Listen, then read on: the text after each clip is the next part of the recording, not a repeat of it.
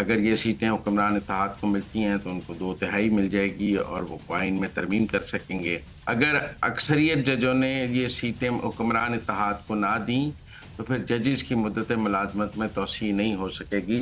उस रिश्वत की तकसीम पर लाहौर टैक्स पेयर ऑफिस जो है FPR का LTO, उसमें अफसरान आपस में लड़ पड़े, गुत्थम गुत्था हो गए, लड़ाई, जूते चप्पलें चल गई, पिस्तौलें निकल आई।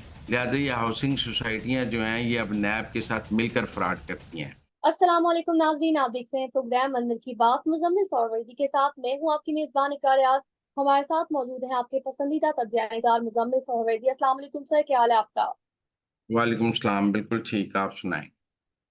सर, आज के प्रोग्राम में हम तीन अहम टॉपिक्स को डिस्कस करेंगे। एक फुल कोर्ट होगा, कल समाअत होगी मखसूस नशिस्तों को लेकर। उसके बाद हम FBR के दफ्तर लाहौर में एक लड़ाई हुई है, उसका जिक्र करेंगे, आपसे अंदर की बातें जानेंगे। फिर PTI का जलसा क्यों कैंसिल हुआ, ये भी जानेंगे आपसे। और फिर जो DG नैब का इजलास हुआ, उस मुतालिक भी आपसे अंदर की बातें जानेंगे। तो प्रोग्राम का आगाज करते हैं। सबसे पहले बात करेंगे कल मखसूस नशिस्तों पर फुल कोर्ट बेंच पर समाअत होगी, इस मुतालिक आप क्या कहेंगे?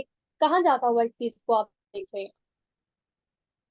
देखें, ये जो पाकिस्तान की जो अदलिया की तारीख है उसमें एक अहम केस समझा जाएगा और ये पाकिस्तान का ये केस पाकिस्तान का सियासी मंजरनामा भी तब्दील कर सकता है। अगर ये सीटें हुक्मरान इत्तेहाद को मिलती हैं तो उनको 2/3 मिल जाएगी और वो आइन में तरमीम कर सकेंगे। और अगर ये सीटें अपोजिशन को PTI को मिल जाती हैं तो फिर हुकूमत काफ़ी कमज़ोर हो जाएगी और किसी वक़्त भी कहा जा सकेगा कि हुकूमत गिर भी सकती है। और अगर ये सीटें ना हुकूमत को मिलती हैं, ना अपोजिशन को मिलती हैं, तब भी एक मुअल्लक़ सी पार्लियामेंट बन जाएगी। फिर यकीनन ना अपोजिशन के हाथ कुछ आएगा, ना हुकूमत के हाथ कुछ आएगा, बल्कि एक दरमियानी रास्ता अदालत निकाल के इन सीटों को ख़त्म कर देगी और ये किसी को भी नहीं देगी। ये 3 फ़ैसले हैं जिनके बारे में बात की जा रही है कि ये 3 मुमकिना फ़ैसले हैं जो हो सकते हैं। ज़्यादा राय ये है कि अब चूँकि फुल कोर्ट बन गया है और इस केस को लोग ऐसे भी देख रहे हैं कि जजेस ने इस केस में अगर ये राय दी कि ये सीटें हुक्मरान इत्तेहाद को मिल सकती हैं, तो जजों की मुद्दत मुलाज़मत में तोसी के लिए राह हमवार करेंगे। अगर अक्सरियत जजों ने ये सीटें हुक्मरान इत्तेहाद को ना दी, तो फिर जजेस की मुद्दत मुलाज़मत में तोसी नहीं हो सकेगी और जो है वो जजेस की मुद्दत मुलाज़मत की तोसी की तरमीम रुक जाएगी। इसलिए मैं समझता हूँ जहाँ ये फैसला होगा कि क्या ये सीटें हुक्मरान इत्तेहाद को मिलनी चाहिए या नहीं मिलनी चाहिए, वहाँ जजेस की ये राय भी सामने आ जाएगी कि क्या जजेस जो हैं, फुल कोर्ट जो है, वो जजेस की मुद्दत मुलाज़मत में तोसी के हक में है या नहीं है। अगर तो अक्सरियती जजेस ने कहा कि ये हुक्मरान इत्तेहाद को मिल जाएँ सीटें, तो फिर आप समझें कि अक्सरियती जजेस जजेस की मुद्दत मुलाज़मत की तौसीह के हक में हैं और ये कोई 1, 2, 3, 4 जजेस का मामला नहीं है। 13 जजेस हैं जिन्होंने फैसला करना है। 7 जजेस जिस तरफ चले जाएँगे, तो उस तरफ बात चली जाएगी। क्या 7 जजेस जजेस की मुद्दत मुलाज़मत में तौसीह के हक में हैं? मैं समझता हूँ कि सुप्रीम कोर्ट के अक्सरियती जजेस जो हैं, वो सुप्रीम कोर्ट में जजेस की मुद्दत मुलाज़मत की तौसीह के हक में है क्योंकि सब ने तो चीफ जस्टिस नहीं बनना। ये लड़ाई तो मुनीब अख्तर या मंसूर अली शाह की हो सकती है जो नेक्स्ट इन लाइन है फॉर चीफ जस्टिस। लेकिन जिन जजेस की चीफ जस्टिस की बारी नहीं है, वो तो ये चाहेंगे कि उनकी मुद्दत मुलाज़मत में तौसीह हो जाए और वो ज़्यादा अरसा तक सुप्रीम कोर्ट के जज रहें। लिहाज़ा मुझे काफ़ी इम्कान नज़र आता है कि ज़्यादा जजेस की अक्सरियत जो है वो मुद्दत मुलाज़मत में तौसीह के हक में होगी और इसलिए ये सीटें हुक्मरान इत्तेहाद को मिल जाएँगी। अगर कोई लार्जर बेंच बनता और वो लार्जर बेंच ऐसे जजेस पर मुश्तमिल होता जो मुद्दत मुलाज़मत की तौसीह के हक में ना नज़र आते और लगता कि वो चाहते हैं कि ना हो क्योंकि उनमें से किसी ने चीफ जस्टिस बनना है, किसी ने नहीं बनना, तो हम उस राह में देख सकते हैं। क्योंकि जब मंसूर अली शाह ने ये मुलतवी भी की, हुक्मरान इत्तेहाद की सीटें मुअत्तल भी की, तब भी ये कहा जा रहा था कि चूंकि वो इफेक्टी हैं, लिहाजा उन्होंने मुअत्तल की हैं ताकि तरमीम ना हो क्योंकि वो अक्टूबर में चीफ जस्टिस बनना चाहते हैं और अगर तोसीह हो गई तो उनका चीफ जस्टिस बनना डिले हो जाएगा। तो उन्होंने अपने चीफ जस्टिस बनने को डिले को रोकने के लिए ये फैसला दिया है, वरना ये फैसला इतनी जल्दी ऐसे नहीं बनता था। तो मेरे ख्याल में हमें जहाँ ये देखना है क्योंकि हुक्मरान इत्तेहाद की सीटें तो इलेक्शन कमीशन से भी उन्हें मिल गई थीं। पेशावर हाई कोर्ट में के भी 2 बेंचेस उन्हें दे चुके हैं। तो नीचे 3 अदालतें जो हैं ये सीटें हुक्मरान इत्तेहाद को दे चुका है और बड़ा स्ट्रॉन्ग केस है हुक्मरान इत्तेहाद का। सिर्फ अब कैच जो है वो जो हुकूमत ने पटारी में से साँप निकाल दिया है बाहर, कि हम जजों की मुद्दत मुलाज़मत में तौसीक़ करना चाहते हैं, और ये साँप उन्होंने बेवक़्त बाहर निकाल दिया। तो इस साँप के बाहर निकलने की वजह से सुप्रीम कोर्ट में ग्रुपिंग और सुप्रीम कोर्ट के जजेस की इन सीटों के हवाले से दिलचस्पी हमें और तरह नज़र आई, और मंसूर अली शाह के बेंच की और तरह की दिलचस्पी नज़र आई। लिहाज़ा मैं समझता हूँ कि ये अब अक्सरियती जज मेरी राय में ये सीटें हुक्मरान इत्तेहाद को देने का फैसला करेंगे। सर अब आगे बढ़ेंगे, बात करेंगे 8.25 करोड़ की रिश्वत को लेकर लाहौर एफबीआर के दफ्तर में ये जो लड़ाई हुई है, ये क्या मामला है? देखिए, आजकल ना एफबीआर रिफंड दे रहा है, और ये मुख्तलिफ कंपनियां अपने टैक्स रिफंड फाइल करती हैं। एक बहुत बड़ी एयर कंडीशनिंग की कंपनी है, ग्री एयर कंडीशनिंग।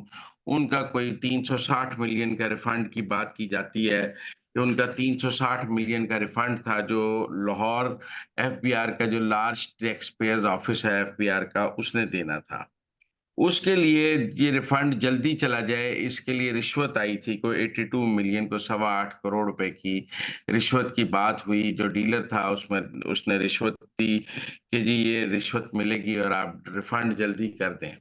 तो उस रिश्वत की खातिर ये रिफंड बड़ी जल्दी किया गया। शायद उनका बनता भी हो, मैं कोई ग्री एयर कंडीशनिंग को यहाँ पे ये नहीं कह रहा कि उनका रिफंड बनता था, नहीं बनता था, उस हकायक पे बात नहीं कर रहा। हकायक है कि इस रिफंड को हासिल करने के लिए एक स्पीड मनी या रिश्वत आई। उस रिश्वत की तक़सीम पर लाहौर टैक्स पेयर ऑफिस जो है एफपीआर का एलटीओ, उसमें अफ़सरान आपस में लड़ पड़े, गुत्थम-गुत्था हो गए, लड़ाई, जूते-चप्पलें चल गईं, पिस्तौलें निकल आईं, और एक-दूसरे को मरने-मारने पर बात आ गई। और रिश्वत की कमाई पे हमने पहली दफ़ा देखा कि एफबीआर के सीनियर अफ़सरान एक-दूसरे पर पिस्तौल निकालने पर आ गए। तो ये वाक़ये के बाद कुछ अफ़सर ओएसटी कर दिए गए, इत्तला बहुत हाइप हुई, इसकी खबर भी छपी, और इस खबर के शाया होने के बाद कुछ अफ़सरान को ओएसटी कर दिया गया, और अब एफबीआर में ही एक अफ़सर को इसके ऊपर इंक्वायरी अफ़सर लगा दिया गया है, और वो इंक्वायरी कर रहा है। पहली बात तो ये है कि एफबीआर में इस रिश्वत का स्कैंडल है, एफबीआर ही इंक्वायरी करे, ये बात भी किसी की समझ में नहीं आती। या तो वज़ीर-ए-आज़म के दफ़्तर से कोई न न्यूट्रल अफ़सर इंक्वायरी कर लेता है, या एफआईए को इंक्वायरी दे दें, रिश्वत की तक़सीम की लड़ाई है। इसमें एफबीआर ने खुद ही इंक्वायरी क्यों करें? ये तो आप ऐसे ही हो गए कि जो चोरी के माल की राखी आपने चोरी बिठा दिए हैं। तो एफबीआर में करप्शन की इंक्वायरी भी एफबीआर ही करेगा, तो फिर क्या होगा? बहरहाल कुछ सवाल हैं जो मैं पूछना चाहता हूँ इस मामले के हवाले से, कि इस सारा जो मामला है, इसमें मीर बादशाह खान वज़ीर, जो मेंबर ऑपरेशंस हैं, उनका नाम लिया जा रहा है, सोशल मीडिया पर भी और इलेक्ट्रॉनिक मीडिया पे। तो सवाल ये है कि वो चूँकि मेंबर ऑपरेशंस हैं मीर बादशाह खान, और ये 8 सवा 8 करोड़ की रिश्वत में उनके नीचे अफ़सर आपस में लड़ाई हो गई है, तो इनको क्यों नहीं ओहदे से हटाया गया? आपने जूनियर अफ़सरान को तो हटाया, तो जिनके नीचे ये जिन्होंने ये अफ़सर लगाए थे मीर बादशाह खान ने, जिनकी नाक तले ये रिश्वत तक़सीम होने की लड़ाई हुई, आपने उस मेंबर को क्यों नहीं हटाया? क्या चेयरमैन एफबीआर को इस मामले का बिल्कुल नावाकिफ़ हैं, या उन्हें पता है?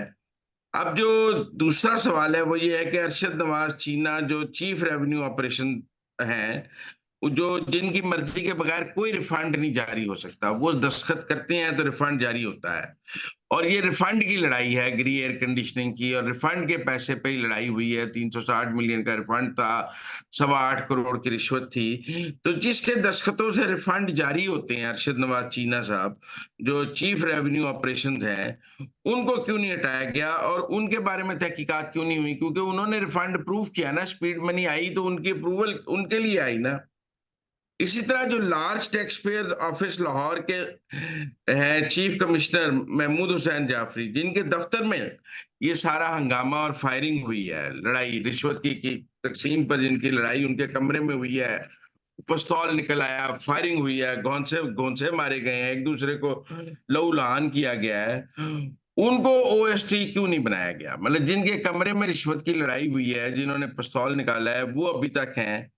इनको अभी तक मेंबर के ओहदे पर बरकरार भी रखा गया है, हालांकि वो इसमें इन्वॉल्व थे। दूसरी जानिब अमजद फारूक, जो कि मौके पर मौजूद ही नहीं थे, जो चीफ कमिश्नर आरटीओ लाहौर है, इनको ओएसडी बना दिया गया है। मतलब जिसके कमरे में लड़ाई हुई है महमूद हसन जाफरी साहब के, उनको एक को आपने बिल्कुल नहीं छेड़ा, और एक जो वहां मौजूद नहीं था उसको आपने ओएसडी बना दिया है। जाफरी साहब को आपने बिल्कुल नहीं छेड़ा है, और अमजद फारूक साहब को आपने ओएसडी बना दिया है। तो ये समझ नहीं आई है कि चूंकि रिश्वत ऊपर तक पहुंचती है, ये तो नहीं माना जा सकता कि 8.5 करोड़ की रिश्वत, ये रिफंड की जो रिश्वत है, इसके समरात ऊपर तक नहीं पहुंचते।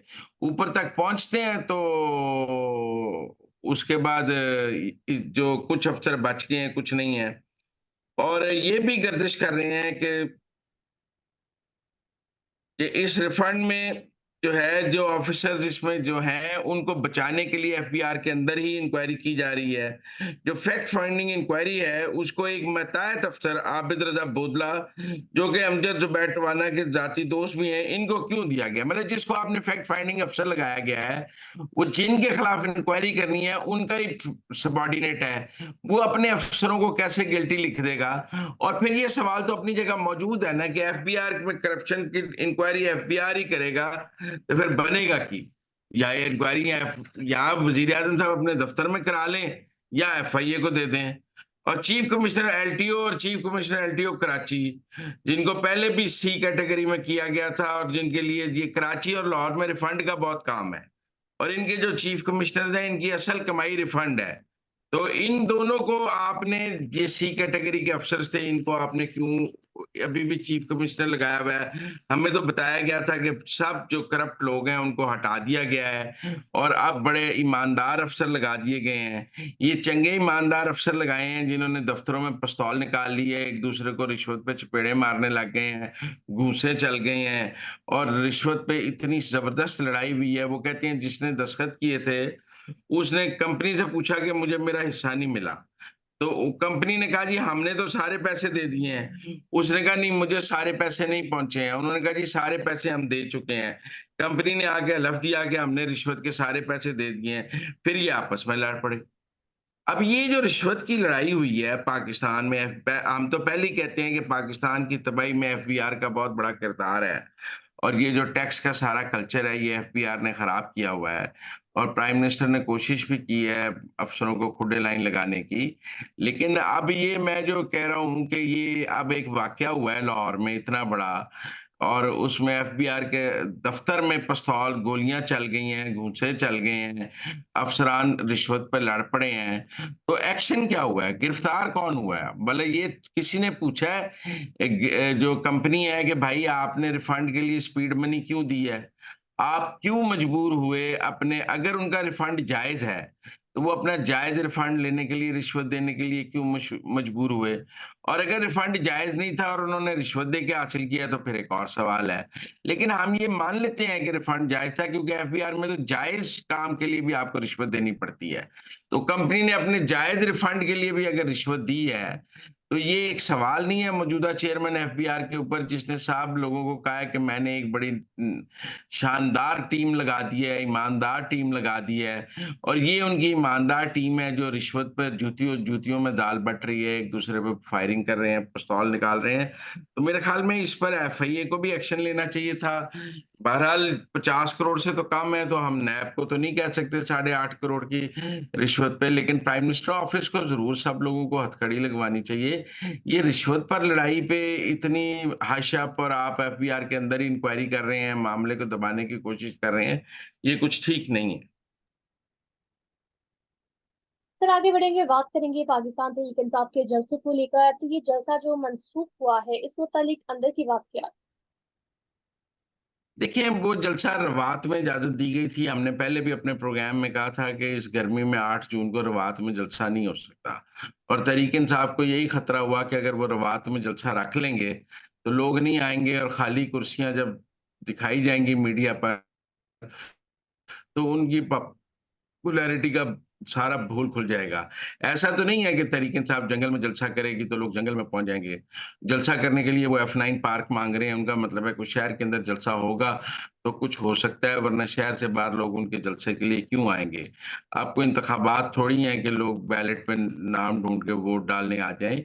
मेरे ख़्याल में तहरीक-ए-इंसाफ को ये नज़र आ गया कि जलसा नाकाम हो जाएगा, लोग रवात में नहीं आएँगे। ऐसी भी कोई बात नहीं है कि आप रवात में जलसा अनाउंस कर देंगे, तो लोग घरों से निकल कर रवात पहुँच जाएँगे। किसी ने रवात नहीं आना चाहिए, खाली कुर्सियाँ होनी थी, लिहाज़ा उन्होंने ये जलसा कैंसल किया है।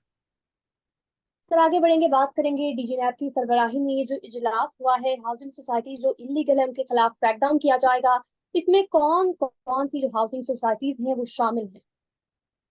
देखें, ये जो पाकिस्तान में और बिलख़ुसूस लाहौर में हाउसिंग सोसाइटियों का कारोबार है, इसमें बहुत करप्शन है। लोग प्लॉट बेच देते हैं और उनके पास प्लॉट होते नहीं हैं, हाउसिंग सोसाइटी वालों के पास। लोग पैसे देकर फिरते रहते हैं। मैं कहता हूँ, माज़ी में ईडन हाउसिंग का एक फ्रॉड हुआ, 20,000 लोगों के पैसे डूब गए।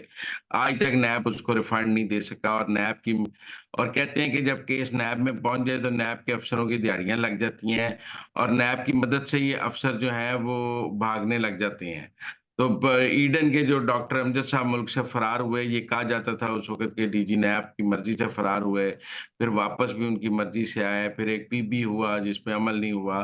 लिहाज़ा ये हाउसिंग सोसाइटियाँ जो हैं, ये अब नैब के साथ मिलकर फ्रॉड करती हैं। नैब इनके साथ शामिल हो जाता है, इनको एक किस्म का कवर दे देता है, कह देता है जी इंक्वायरी शुरू कर दी है। उधर वो सेल जारी रखते हैं, इधर ये इंक्वायरी जारी रखते हैं, उधर वो पैसे लूटते रहते हैं। इधर ये उनके हर बंदा कहता है जी वो नैब देख रही है, नैब देख रही है, कोई और सरकारी इदारा देखता नहीं है। और नैब की 2 साल इंक्वायरी चली, अगले ने 2 साल खूब दिहाड़ी लगाई। 2 साल बाद केस रजिस्टर हुआ, फिर पीबी हो गई, फिर बात निकल गई। तो नैब एक इन हाउसिंग सोसाइटियों का शेल्टर होम बना हुआ है मेरे नज़दीक। अब भी जो नैब लाहौर में इजलास हुआ है, डीजी नैब लाहौर के हवाले से, उसमें देखें ना जी, ख़ियाबान अमीन है, पाक अरब है, प्रोफेशनल कोऑपरेटिव हाउसिंग सोसाइटी है, अल फलाह प्राइम ज़ोन है, न्यू लाहौर सिटी है, अल रहमान गार्डन फ़ेज़ 4 है, फिर उसके अलावा टोयोटा मोटर्स गुजरांवाला है और लाहौर का कोऑपरेटिव है, airport Avenue housing society Sialkot है। तो मुख्तलिफ हाउसिंग सोसाइटियों के मुतासरीन जो हैं, वो नैब के दफ्तर में पहुँचे हैं और उन्होंने डीजी नैब से मुलाकातें की हैं और उनसे कहा है कि हमारे साथ बड़ा फ्रॉड हो गया है। अब इनमें से कुछ हाउसिंग सोसाइटियों के मालकान गिरफ्तार हैं, कुछ की इंक्वायरियाँ चल रही हैं, कुछ को कोऑपरेटिव भेज दिया है। लेकिन मैं समझता हूँ कि रियल स्टेट सेक्टर में जो फ्रॉड है, उसमें वो नैब की मर्ज़ी के बगैर हो ही नहीं सकता। वो एक प्लॉट 50 करोड़ का होता है। नैब का इस हवाले से कारकर्दगी भी सिफ़र है और उनकी जो रिश्वत की दास्तानें हैं, वो भी बहुत बड़ी हैं। बिलख़ुसूस नैब लाहौर में ये जो रियल एस्टेट सेक्टर है के लोग हैं, इन्होंने नैब लाहौर में अपनी बहुत चाँदी की है। माज़ी में भी यहाँ ईडन से लेके बड़े-बड़े फ्रॉड्स को शेल्टर दिया गया है, लोगों को पैसे वापस नहीं मिले हैं। और आजकल भी ये कारोबार बहुत चल रहा है। मौजूदा डीजी नैब ने भी रियल एस्टेट हाउसिंग के हवाले से काम शुरू कर दिया है। अब नैब अगर रियल एस्टेट को ना छेड़े तो भी हम एतराज़ करते हैं, लेकिन अगर छेड़कर उसके ऊपर मिट्टी डाले तो भी हमें एतराज़ है, क्योंकि ये मिट्टी पाओ जो ग्रुप है, ये लोगों के पैसे जो हैं वो डूब जाते हैं इसमें। तो नाज़रीन, ये थी आज के अंदर की बातें। अब आपसे मुलाकात होगी अगले प्रोग्राम में। हमें दीजिए इजाजत। अल्लाह ने के बाद।